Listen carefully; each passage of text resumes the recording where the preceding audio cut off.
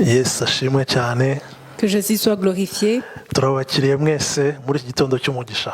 Nous vous recevons tous dans ce matin de bénédiction. Uyu munsi ni umunsi Imana yaturemeye kugira ngo tubishimiremo. C'est ici la journée que l'Éternel a faite afin que nous puissions nous réjouir. Ni umunsi wa 21. C'est le 21e jour mu minsi yacu tumaze mu minsi igihe cyo gusenga cy'iminsi 40 de nos jours, de nos 40 jours de prière. Yesu ashimwe cyane. Que Jésus soit glorifié. Ni umunsi Imana C'est un jour yaturemeye que Dieu a créé pour nous. Tugomba kunezerwa Nous devons nous réjouir kuko turi mu gihe cy'Imana. parce que nous sommes dans le temps de Dieu. Muri iki gitondo Ce matin, ndagukangurira ngo je te réveille, witegure que tu sois prêt. aho uri hose, Partout où tu te trouves, waba uri mu Rwanda, que tu sois au Rwanda, muri Europe, que tu sois en Europe, muri Amerika, que tu sois en Amérique, muri Oceania, que tu sois en Océanie, muri Afrika muri rusange, que tu sois en Afrique, ahantu hose dukurikiranira kuri Radio Authentique, partout où tu nous suis sur la radio authentique, kuri televiziyo Authentique, sur la télévision authentique, ku mbuga nkoranyambaga zitandukanye, YouTube cyangwa Facebook, ainsi que sur d'autres plateformes, que ce soit sur YouTube ou sur Facebook. turakwakiriye. Nous te recevons. Karibu cyane mu masengesho. Sois le bienvenu dans la Muri iki prière gitondo cy'umugisha. ce matin. Amen. Amen. Mbere yuko tugira ikindi kintu dukora, Avant de faire quoi que ce soit, turifuza gusenga Imana, nous allons prier dushima Imana. pour rendre grâce à Dieu. Imana yakurinze Dieu t'a protégé iri joro ryose. toute la nuit.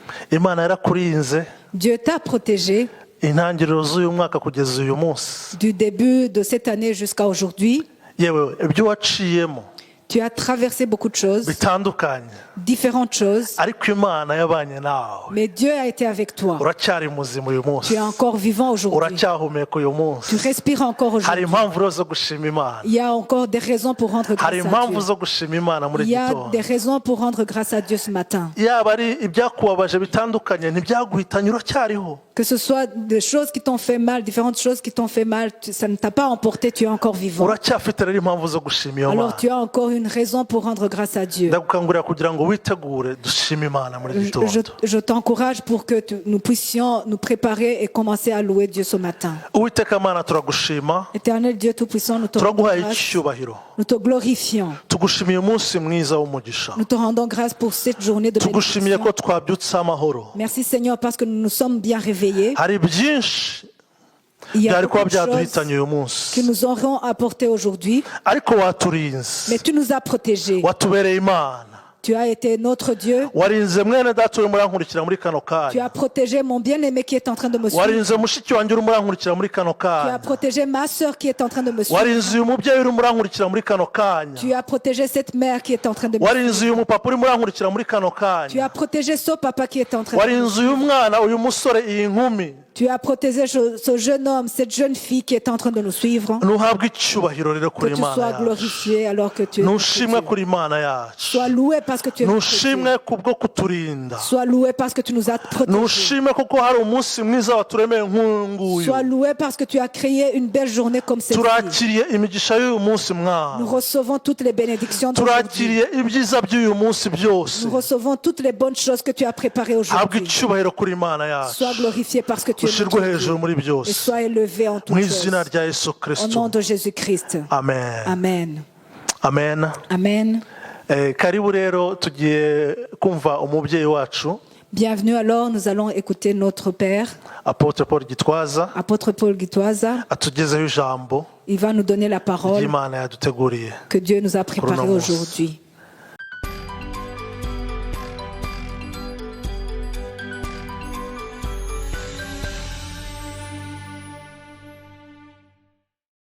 Shalom, ndabasuhuza mu izina ry'umwami wacu Yesu Kristo. Shalom, I greet you all in the name of our Lord Jesus Christ. Uyu ni umunsi wa 21 wo kwiriza kwacu. Today is our 21st day of our fasting and praying. Itariki ya gatandatu ukwezi kwa 11. It is November 6, 2020. 22 muri kumwe na Paul Gitwaza. And you are with Apostle Paul Gitwaza. Waba wibuka umuntu wasenze ku munsi wa 21 hakaba ikintu.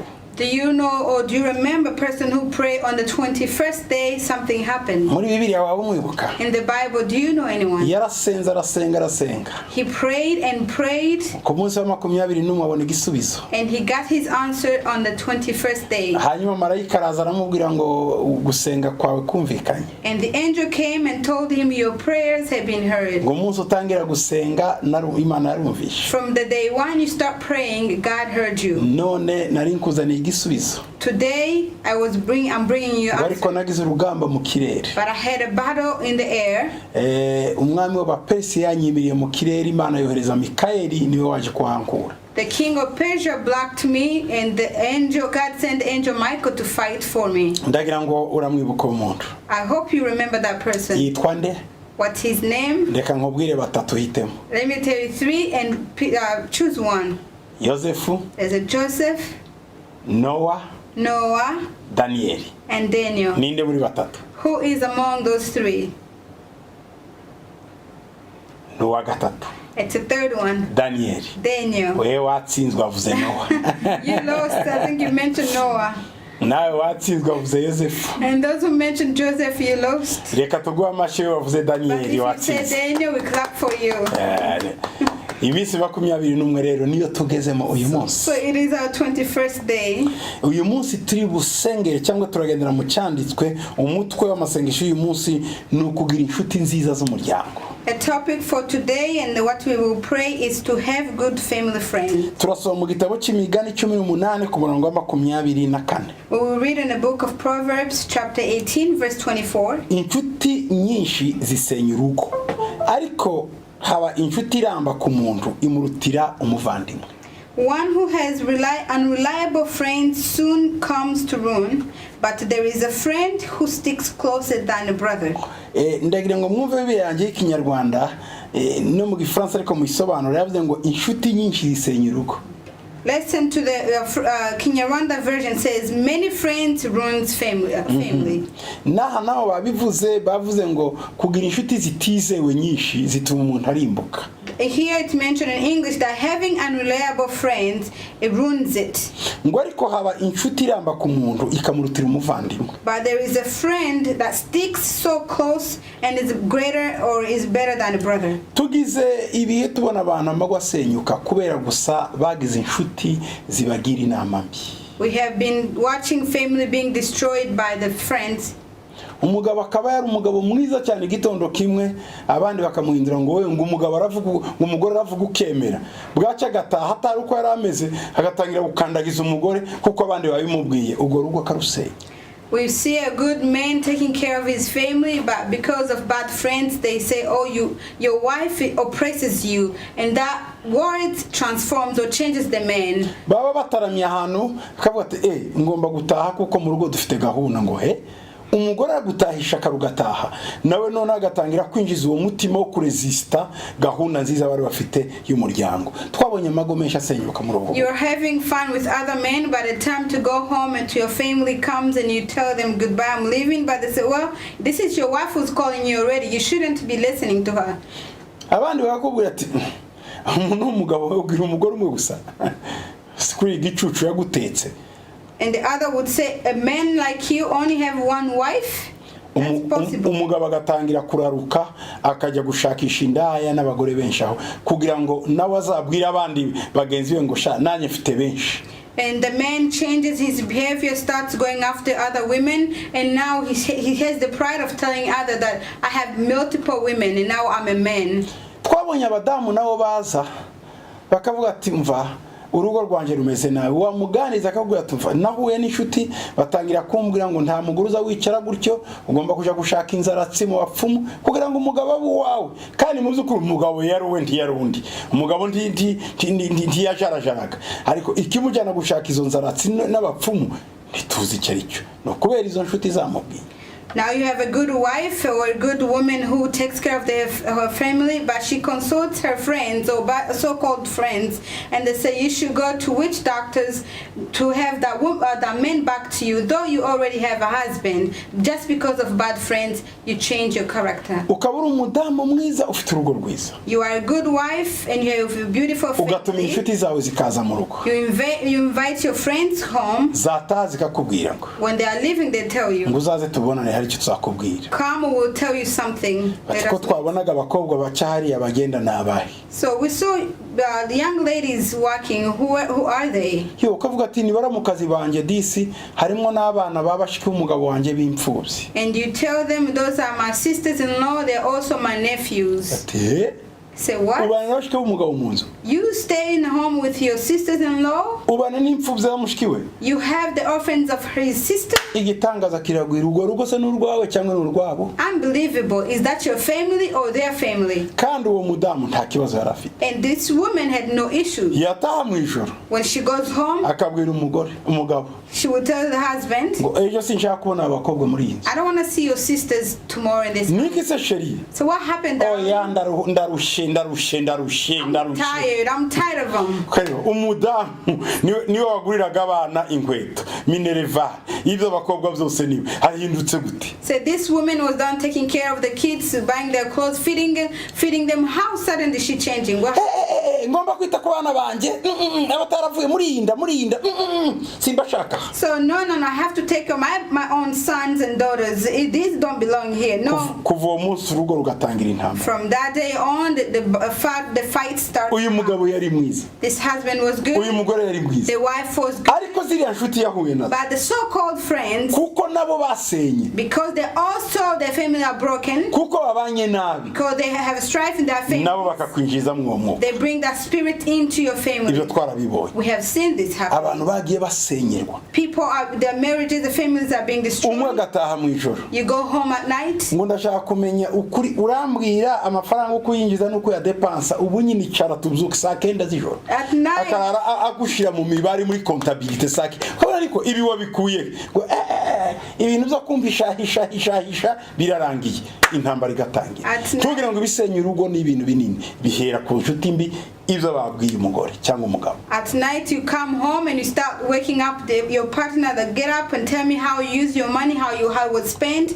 But remember, this was brought by your evil or so-called friends, and the marriage now is destroyed. Igitondo kimukumva umugwenzi wawe arakubwiye ngo One morning your friend tells you, ndananiwe cyane ndashaka kujya kuruhuka ibyumweru bibiri ahantu, ndananiwe. I'm so tired, I need a vacation. Kabaze se nta kibazo sheri, urashaka kujya hehe? So darling, no problem, where do you want to go? Nta kibazo. So you don't have a problem? Ndarambiwe umutwe ugiye guturika. No, I feel my head is about to burst. I'm so Washaka iki tired. uturitsa ntukime. And you wonder what's busting her head. Nawe bumvikanye n'inshuti ye ko bazasohoka ahantu bakajya kwinezeza ibyumweru bibiri, agakreye ibibazo bitari ngo ndarusha bamubaze ikimuruje ntakibona. Ese nagize nti tuzabivugana ngarutse. Neza shitani kingira ukayibura. Naho ni inshuti zare zimubwiye ngo ariko ruriya rugo uzarukorera urumuja warwo nta ka vacation ugira. She brings up excuses of being tired and needing a break or needing a vacation, but she had already prepared it with her friends to go on vacation for 2 weeks. But these friends are always enforcing her that you don't need a break, you're working so hard for your family, you need to leave. Hari nundi gusasohoka kavuga ngo ndagiye ugiye ngo ntibikureba. And some other also leave and say, when they are asked where they are heading, they say none of your business. Kubera iki? Why? Hari agatelefone kamutelefone. Somebody called you. Kagashuti kabi kamusenye. The so-called friend called. Agahita anyerera. Now she's leaving, she's sneaking out. Intambara igatangira. And the fight starts. Ngo inshuti nyinshi zisenya urugo. Ngo ariko habaho inshuti iramba ku muntu ikamurutira umuvandimwe. So unreliable friends comes and ruin, but there is a friend who sticks closer than a brother. Mu gusenga kwacu uyu munsi. So as we pray today, tugiye gusenga ngo Imana iduhe inshuti nziza z'urugo rwacu. We will pray for God to give us good friends. Ibindi bivuga gusa ku bajene bacubaka ndetse n'abakuze nabo. This is not just young couples, even advanced couples. buri rwego abantu bagezemo bakenera inshuti z'urwo rwego. Every level you reach, you will need a friend in that level. Hari inshuti mbi There are bad friends zizanwa no gusenya, who brings just distraction. ariko hakaba inshuti mbi But there is one friend ibigushakira kubaka. who needs you to build. Turasenga Imana uyu munsi So we're going to pray mu today masengesho yacu in our prayers ngo Imana iduhe inshuti ishobora kudufasha no kuduha inama mu bihe turimo. for God to give us good friends who helps and gives good advice in our situations. Ikindi turasaba Imana We're going to pray again ngo iduhe inshuti ishobora kudufasha mu bitekerezo, mu bifatika no mu buryo bw'umwuka.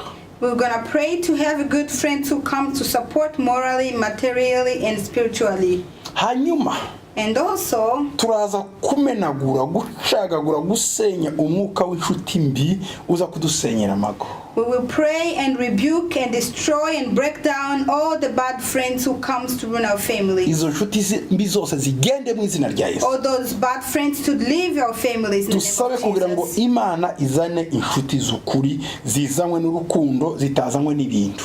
We will pray God to bring true friends motivated by love, not by material interests. Kuko hari abagukundira ibyo mufite, Because there are people who love you because of the ariko material. inshuti nziza ntigukunda ufite ngubwo ufite cyangwa udafite, iragukunda nyine kugira ngo wubake. But a good friend loves you of who you are, whether you have or you don't have. Tugiye gusenga muri uyu mwanya, So we are going to pray. ufatanye nanjye muri iri sengesho, Join me in this prayer. urebe niba hari urugo uzi rugiye gusenyuka See if there is a family that you know that is being ruined kubera inshuti mbi. because of bad friends. Turebe niba hari abaja mu bapfumu Maybe there is people going to witch doctors kuzana uburozi kugira ngo aribo bafatisha abagore cyangwa abagabo. to bring witchcrafts to be able to maintain their husbands or their wives. Izo nshuti mbi zose zibajyana aho hantu turazikokora ku buzima bwawe mu izina rya Yesu. So we will detach all those bad friends who influence them. Mwami Yesu, Lord Jesus, tuje imbere yawe muri uyu mwanya we are before you this mu moment. izina rya Yesu Kristo w'i In Nazareti. the name of Jesus Christ of Nazareth,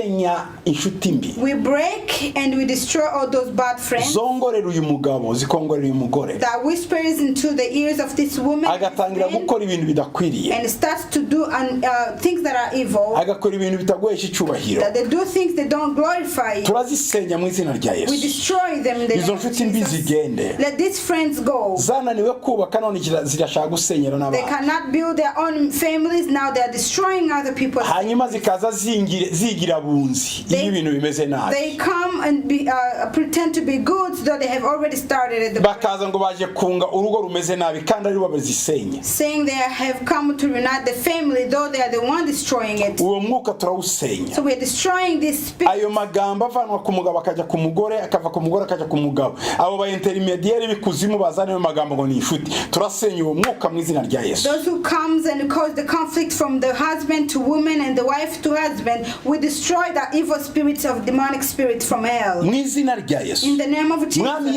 Yesu, uzana inshuti nziza, Lord Jesus, bring good friends to this zitanga family, inama nziza, to give good advice, inshuti nziza zifasha, good and true friends that support, zituma abantu bubaka neza, that helps to build the family, inshuti zifasha mu bitekerezo, a friend that supports morally, zifasha mu bifatika, they support materially, ndetse inshuti zifasha mu mwuka, and they also support spiritually. inshuti zitagengwa n'ikindi, zitazanwa n'ikindi uretse urukundo. Friends who are not after anything, only by love. Turasaba izo nshuti kuza Pray for those friends zubakira abana bacu, to help and support these families, Abagore our bacu, children, our husbands, abagabo bacu, our husbands, imiryango our yacu, families. zizane Yesu, Bring them, O Lord kuko ni Jesus, wowe nshuti nziza, because you are the best friend. uzana abameze nkawe Bring those who are like you mu mago yacu, into our mu families. izina rya Yesu Kristo umwami wacu. In the name of Lord Jesus Christ. Amen. Amen. Amen. Amen. Imana ishimwe cyane. Glory to our God. Icyanditswe tugenderaho ni Samweli wa mbere 18 umurongo wa mbere kugera ku wa 4.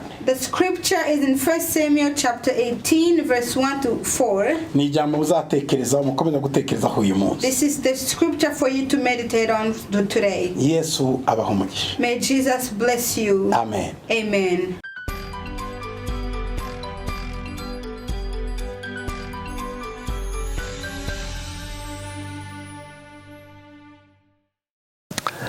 arakoze umubyeyi wacu Merci à notre papa.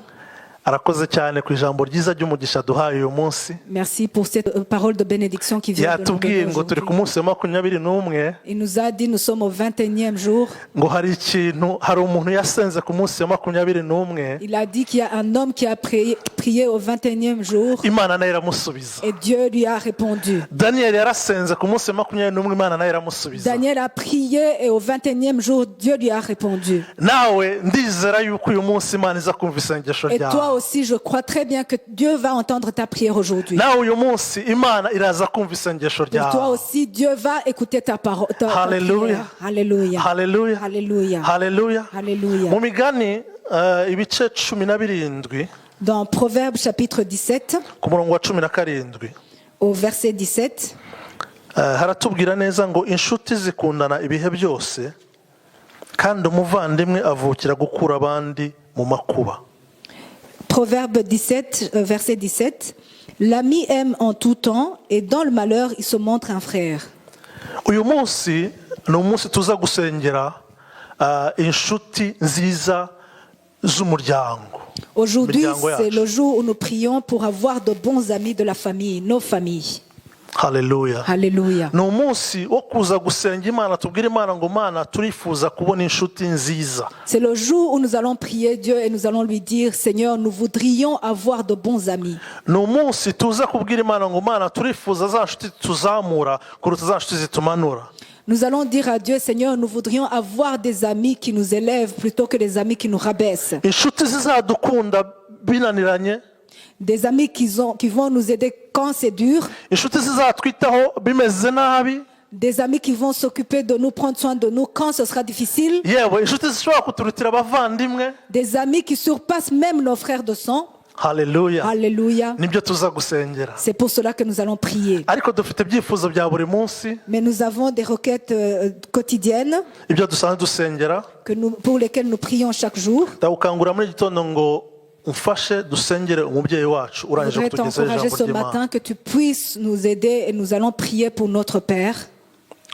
Iyo tusengera umubyeyi Apotre Paul Gitwaza, Quand nous prions pour notre Père, l'apôtre Paul Gitwaza, tumusengera kugira ngo Imana imurinde. nous prions pour que Dieu puisse le protéger, Imana irinde umuryango we, que Dieu protège sa famille, Imana imuhe irindi hishurirwa rishya, que Dieu lui donne une autre nouvelle révélation, Imana imuzamure, que Dieu l'élève, Imana imurinde ibitero bimurwanya bitandukanye, que Dieu le protège contre différentes attaques qui viennent contre kugira lui, ngo nawe Imana imuganirije amanuke nk'umubyeyi, natwe duhabwe umugisha biciye mu ijambo ry'Imana tugezaho. afin que quand lui aussi Dieu lui parle, qu'il descende comme notre Père et qu'il nous communique ce que Dieu lui a dit dans sa parole. Tutamusengeye Si nous ne prions pas pour lui agaterwa, et qu'il est attaqué, natwe twaterwa. nous aussi nous serons attaqués à notre tour. Ubyanga ubyemera hari ibyakugiraho ingaruka. Que tu l'acceptes ou non, il y a des conséquences qui vont arriver. Nyemera rero tuzamura umubyeyi wacu mu masengesho n'umuryango we, umudamu we n'abana be.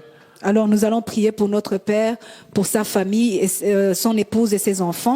Uwiteka Mana turagushima, Éternel notre Dieu, nous te rendons grâce. turaguhaye icyubahiro kuko uri Imana Nous te nziza. glorifions parce que tu es un bon Dieu. Tugushize hejuru kuko uri nta wundi uhwanye nawe. Nous t'élevons parce que nul n'est comparable à toi. Turakwereka umubyeyi wacu Apotre Paul Gitwaza, Nous te montrons notre Père, l'apôtre Paul Gitwaza, umushumba wacu mukuru, l'apôtre.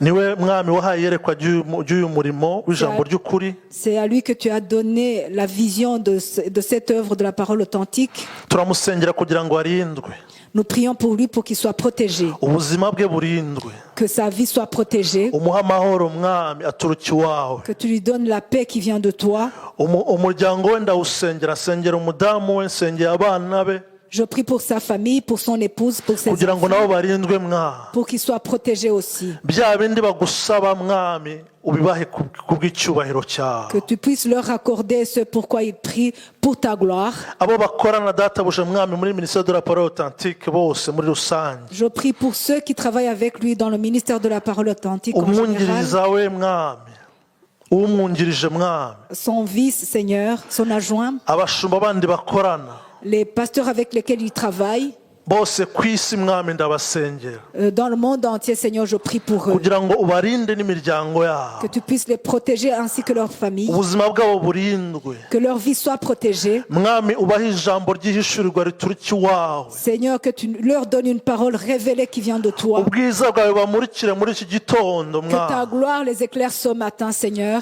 ubwiza bwawe databuje mwami bube kuri buri mushumba wese muri ministère de la parole authentique Que ta databuje gloire mwami. soit sur chacun des pasteurs du ministère de la parole ikintu authentique. cyose kiturwanya mwami turagisenya mu izina rya Yesu Kristo w'i Seigneur, Nazareti. nous détruisons tout ce qui nous combat dans le nom de Jésus-Christ. imbaraga zose z'umwijima zihagurutse kurwanya uno murimo turazisenya mu izina rya Yesu. Nous détruisons toute force du mal, des ténèbres qui s'élèvent pour combattre ce ministère au nom de reka Jésus-Christ. ubwiza bwawe bumanuke mwami, Laisse que ta gloire plus descende, Seigneur. igitinyiro cyawe kibe ku bantu bawe, Que ton honneur soit sur ton peuple. igikundiro cyawe kibe ku bantu Que bawe, ta faveur soit sur ton peuple. ubwiza bwawe bube ku bantu bawe, Que ta gloire soit sur ton mu peuple. izina rya Yesu Kristo Dans w'i le nom de Nazareti mwami. Jésus-Christ.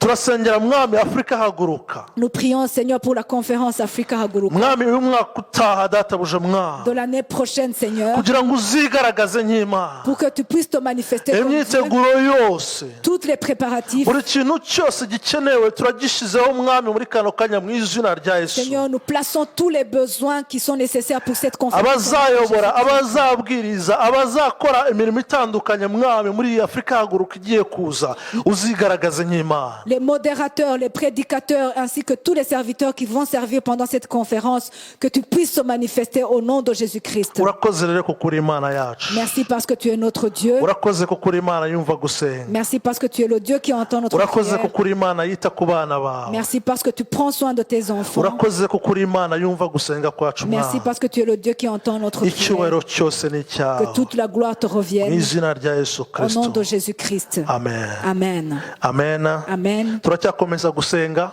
Nous continuons à prier. Icyifuzo cy'uyu munsi nk'uko natangiye mbivuga cyari icyo gusengera inshuti nziza z'umuryango. Le sujet de prière d'aujourd'hui, c'est prier pour avoir de bons amis de la famille. umushumba mukuru yabivuze, umubyeyi wacu apôtre L'apôtre l'a déjà dit. yasobanuye ubwoko bw'inshuti Il a expliqué les différentes sortes d'amis dushobora gusengera, pour lesquels nous devons prier. ariko tugiye gusenga Imana. Nous allons prier Dieu. aho uri sinzi inshuti ufite, Là où tu te trouves, je ne sais pas quelle sorte d'amis tu as. sinzi urugo rwawe inshuti zirugenderera, Je ne connais pas les amis qui visitent ta famille. ariko usuzumye neza Mais quand tu examines très bien, wareba neza inshuti ufite, tu peux évaluer le genre d'amis que tu as. wareba neza ni izihe nshuti yumva wifuza. Tu peux évaluer quel genre d'amis tu désires avoir dans ta vie. abantu benshi kera muri za segonderi tukiga, iyo umuntu yatangiraga kwiga kunywa itabi yabijyanagamo n'inshuti. Autrefois, à l'école secondaire, quand on essayait d'apprendre à fumer, ce sont les amis qui te communiquaient ce genre de comportement. ahari birashoboka ko iyo comportement ufite C'est peut-être possible que le comportement que tu as aujourd'hui yaba ituruka ku nshuti nziza cyangwa se mbi. vient de bons ou de mauvais amis que tu as. tugiye gusenga Imana rero, Nous allons prier Dieu alors. dusenge kugira ngo Imana iduhe inshuti nziza, Nous allons prier afin que Dieu nous donne de bons amis. inshuti zituzamura, Des amis qui nous élèvent. inshuti zikungura ubwenge. Des amis qui t'apprennent à être intelligent. mu migani 22 Dans Proverbe chapitre 22, reka tuhasome. Nous allons lire ce Mu passage. migani 22 Proverbe chapitre 22, umurongo wa 24 à partir du verset 24. haravuga ngo ntugashudike n'umunyamujinya kandi ntukagendane n'umunyaburakari. Ne fréquente pas l'homme colère, ne va pas avec l'homme violent. 25 ngo kugira ngo utiga ingeso ze zikabera ubugingo bwawe umutego. Au verset 25, de peur que tu ne t'habitues à ses sentiers et qu'il ne devienne un piège pour ton âme. Haleluya. Alléluia. uru ni urugero rw'inshuti zitari nziza. Ça, c'est un exemple de mauvais amis. uru ni urugero rw'inshuti zigira umujinya umwanya uwo ari wo wose ushobora gusanga waguye mu mutego wazo. Ça, c'est un exemple de mauvais amis qui sont coléreux et à tout moment, tu peux te retrouver tombé dans leur piège. mu rugo rwawe ni izihe nshuti wumva wifuza? Quelle est la sorte d'amis que tu désires pour ton foyer? muri iki gihe cy'iminsi 40 wumva wasaba imana inshuti zimeze zite? Quel genre d'amis tu peux demander à Dieu pendant cette prière de 40 jours? Haleluya, Alléluia. haleluya. Alléluia. Ahari ibibazo urimo uracamo ushobora kubona bitewe n'izo nshuti. Peut-être que les problèmes que tu es en train de traverser actuellement, ça a été causé par ces amis-là. Ariko icyo nkundira imana yacu Mais ce que j'aime bien de notre Dieu, ni imana y'amahirwe yandi ishobora kuguha izindi nshuti nzima. c'est un Dieu qui peut te donner une autre chance d'avoir d'autres bons amis. Yesu ashimwe cyane. Gloire à Jésus. Tugiye gusenga imana tubwire imana ngo mana uturinde inshuti mbi z'abanyarugomo. Nous allons prier Dieu afin qu'il nous épargne de mauvais amis, de colère. Ahubwo duhe inshuti zitugeza mu ngeso nziza. Que Dieu nous donne des amis qui nous conduisent dans de bonnes habitudes. Inshuti zituzamura zitwungura ubwenge. Des amis qui nous élèvent, qui nous apprennent à avoir de l'intelligence. Inshuti zitugeza ku nyungu rusange twifuza. Des amis qui nous amènent vers un intérêt commun que nous désirons. Inshuti ziza gushyigikira ubuzima bwawe aho kugira ngo zisubize inyuma ubuzima bwawe. Des amis qui viennent soutenir ta vie au lieu de la faire rétrograder. Inshuti muhura mukaganira ijambo ry'Imana. Des amis que tu rencontres et vous parlez de la parole de Dieu. Inshuti muhura mukaganira ibyubaka. Des amis que tu rencontres et vous discutez des choses pour construire. Inshuti muhura mukagira imishinga mupanga kandi ikagerwaho mizima. Des amis que tu rencontres et vous parlez de projets. Et vous aboutissez à ces projets. Des amis qui ne sont pas jaloux. Haleluya. Alléluia. Inshuti zitabona urimo urazamuka ngo zitangire kugupangira. Des amis qui te voient en train de t'élever et ils vont commencer à te poser des pièges. Izo nizo nshuti ukeneye. C'est ce genre d'amis dont tu as Izo besoin. nizo nshuti nanjye Et nkeneye. c'est ce genre d'amis que j'ai besoin. Abo nibo bantu twifuza mu buzima C'est ce bwacu. genre de personnes que nous désirons qui soient. Abo nibo dans bantu notre vie. twifuza mu rushako rwacu. Nous désirons ce genre de personnes dans notre mariage. Abo rero nibo twifuza kubwira Imana. C'est là où nous allons parler à Dieu. Tugiye kubwira Imana ngo Mana turifuza inshuti zituzamura. Nous allons dire à Dieu, nous désirons des amis qui nous élèvent. Abandi batatuzamura ubashyire ku ruhande. Que Dieu mette de côté les autres personnes qui nous rabaissent. Haleluya. Haleluya. Ariko mbere na mbere hari inshuti idahemuka. Mais avant toute chose, il y a un ami qui est fidèle. Yesu niwe nshuti. Jésus est le meilleur ami. Yesu niwe nshuti. Jésus est le meilleur ami. Turabwira Imana nanone ngo Mana turifuza kugirana ubushuti nawe kandi. Nous allons dire à Dieu, nous désirons avoir encore une relation avec toi. Kuko nituba ducuditse nawe Yesu Si nous sommes amis avec toi, Jésus, tuzahura n'inshuti zicuditse nawe hanyuma tugire icyo twubaka. nous rencontrerons aussi des amis qui sont amis avec toi et nous allons faire quelque chose de constructif. Dusenge Imana. Mwami turagushima Père, dans le nom de Jésus, nous te rendons grâce kubw'izina ryawe ridasanzwe. pour ton nom merveilleux. Izina rya Yesu Le nom de Jésus waduhaye.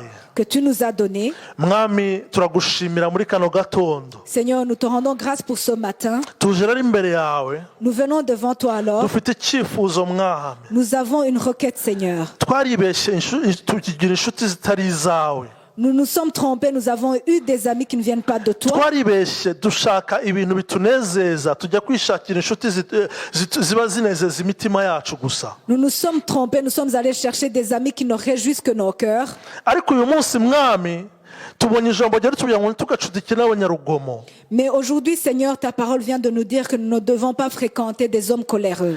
Mwami mwiza turakwinjiza kugira ngo tuvaneho inshuti z'abanyarugomo. Seigneur, nous te supplions pour que tu enlèves les amis coléreux et violents de nos vies. Utuvaneho inshuti zitatugirira akamaro. Enlève les amis sans importance dans nos vies. Utuvaneho inshuti zitatwifuriza ibyiza. Enlève les amis qui ne souhaitent pas le bien dans nos vies. Utuvaneho inshuti zitadushakira kuzamuka. Enlève de nos vies les amis qui ne nous souhaitent pas de Utuvaneho inshuti mu izina rya Yesu z'amashyari. Enlève les amis jaloux.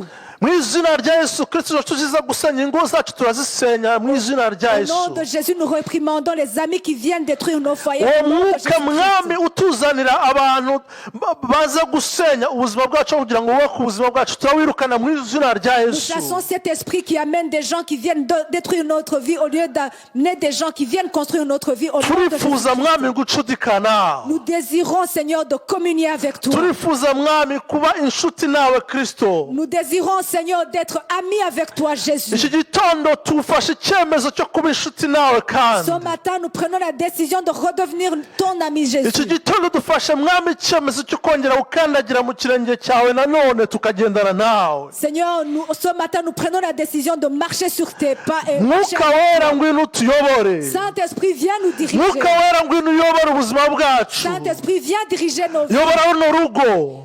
Dirige cette famille. Yobora mwami izi nshuti mwami zacu zibe inshuti nziza. Dirige ses amis, nos amis, Seigneur Jésus, afin qu'ils soient de bons amis. Oh, inshuti z'urugo rwacu mwami zibe inshuti nziza. Que les amis de notre foyer soient de bons amis. Apana inshuti ziza gusenya ingo. Que ce ne soit pas des amis qui détruisent Apana le inshuti mariage. ziza gusenya umuryango. Pas des amis qui viennent détruire la famille. Apana inshuti zitugira inama zitari Nous ne nziza. voulons pas des amis qui nous donnent de mauvais conseils. Turifuza mwami kugira inshuti nziza. Nous désirons, Seigneur, d'avoir de bons amis Zitwereka ibyawe. qui nous montrent qui es-tu, Zituzamura mu mishinga. qui nous élèvent dans de bons projets, qui Zidufasha mu byo turimo turakora. nous aident dans ce que nous avons entrepris. Mwami inshuti natwe mwami dufasha kuzamuka. Des amis qui nous aident aussi dans l'élévation. Mu izina rya Yesu Kristo w'i Dans le nom de Nazareti. Jésus-Christ de Nazareth, Turazakiriye. nous recevons ce bon ami. Turazakiriye. Nous recevons ce bon ami. Turazakiriye. Nous recevons ce bon ami. Turazakiriye. Nous recevons ce Turakira bon izo nshuti. Nous recevons ce Turakira bon izo nshuti. Nous recevons ce Mwami bon turakira izo kontakte nziza. Nous recevons ce bon Oh, turakiriye mwami abo bantu bazima. Nous recevons ce bon ami, Seigneur, Kubw'icyubahiro cyawe. pour ta gloire, Seigneur. Kubw'icyubahiro Pour ta cyawe. gloire. Abantu mwami bavuga iby'ubwami Seigneur, bwawe. des hommes qui parlent de ton royaume, Abantu batuzamura databuje mwami. des hommes qui nous élèvent, Aho Seigneur, kutumanura. au lieu de nous rabaisser. Icyubahiro cyawe mwami Que ta gloire, Seigneur, kigaragare mu miryango yacu. soit manifestée dans nos Muri aka familles. gatondo mwami. Que ce matin, Seigneur, Ibyiza byose waduteguriye que databuje toutes les mwami. bénédictions que tu as préparées Bitubeho pour mwami. nous soient dans nos vies, Seigneur. Urakoze koko wumva gusenga. Merci parce que tu écoutes notre Habwa prière. icyubahiro mwami. Sois glorifié, Mu Seigneur. izina rya Yesu. Au nom de Jésus-Christ. Amen. Amen. Amen. Amen. Amen. Amen. Ndizera yuko Imana yumvise gusenga kwacu. Je crois très bien que Dieu a écouté notre prière. Ndizera yuko Imana hari ahantu ituvanye hari n'ahandi hantu tugejeje. Je crois très bien que Dieu nous a pris d'un niveau et nous a élevés vers un autre niveau. Ndizera yuko Imana iduhaye inshuti zo ku rundi rwego. Je crois très bien que Dieu nous donne des amis d'un autre niveau. Haleluya. Alléluia. Haleluya. Alléluia. Ndizera yuko Imana hari iyindi nivo y'inshuti ituvanyeho ikaduha izindi nshuti nziza ikazitugeza mu rundi rwego rw'izindi nshuti nzima. Je crois très bien que Dieu vient de nous prendre d'un certain niveau d'amis vers un autre niveau élevé d'amis. Yesu ashimwe cyane. Gloire à Jésus. Haleluya. Alléluia. Tugiye gusengera ikindi cyifuzo kimwe numva kiri ku mutima wanjye Nous allons prier pour une autre requête qui est sur mon cœur, kugira ngo Imana iduhe ubwenge. pour que Dieu nous donne la sagesse Izo nshuti ni nziza tuzabe dufite ubwo bwenge bwo kuzireba. et que nous puissions discerner ce genre d'amis quand ils vont venir. Haleluya. Alléluia. Ubundi Bibiliya mu migani 24 ku murongo wa 3 Normalement, dans la Bible, dans Proverbe 24, verset 3, haravuga ngo ubwenge nibwo bwubaka urugo kandi rukomezwa no kujijuka.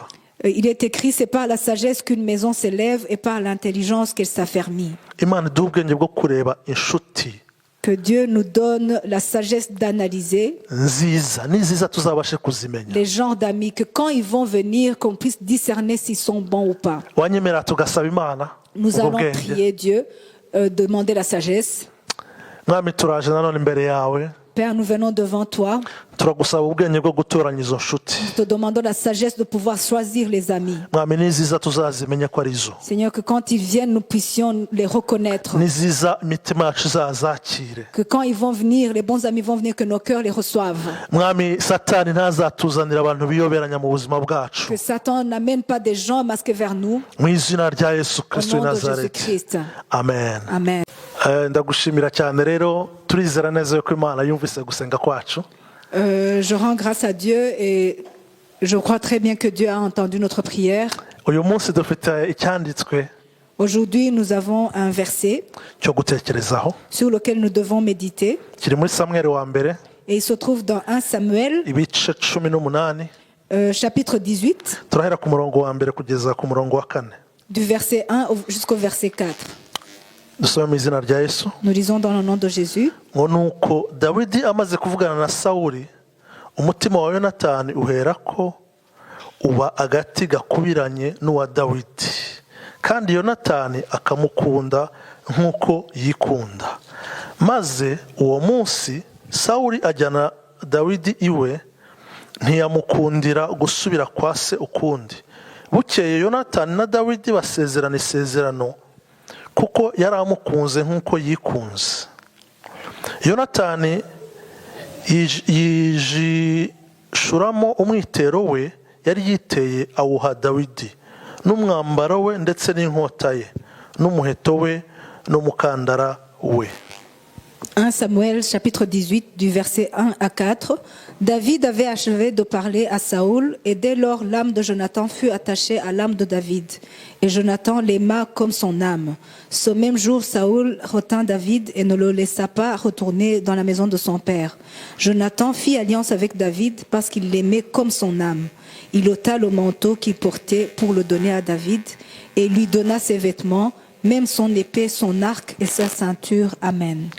Yesu ashimwe cyane. Que Jésus soit glorifié. Ndakwifuriza Je te souhaite kugira inshuti nka yonatani mu buzima bwawe. d'avoir un ami comme Jonathan dans ta vie. Haleluya. Alléluia. Yonatani Jonathan, nubwo yari umwana w'umwami, même s'il était le fils du roi, ntiyanze kuba inshuti ya dawidi wari uvuye ahantu mu buryo bufatika hatari hazima, il n'a pas dédaigné d'être l'ami de David qui venait d'une famille modeste, kandi yabaye inshuti nyanshuti. et il a été un véritable ami. Ndetse na dawidi nawe amubera inshuti nyanshuti, Et David a été pour Jonathan aussi un véritable ami. ku buryo nubwo yonatani atari akiriho, Et même quand Jonathan n'était plus de ce monde dawidi yarazamutse et que David avait été élevé, afata umwana wa yonatani aramufasha ku bwa yonatani. et il a pris le fils de Jonathan et l'a aidé à cause de son père. Iyo niyo nshuti nkwifuriza muri iki gitondo. Je te souhaite ce genre d'amis ce matin. Imana iduhe umugisha, Que Dieu nous bénisse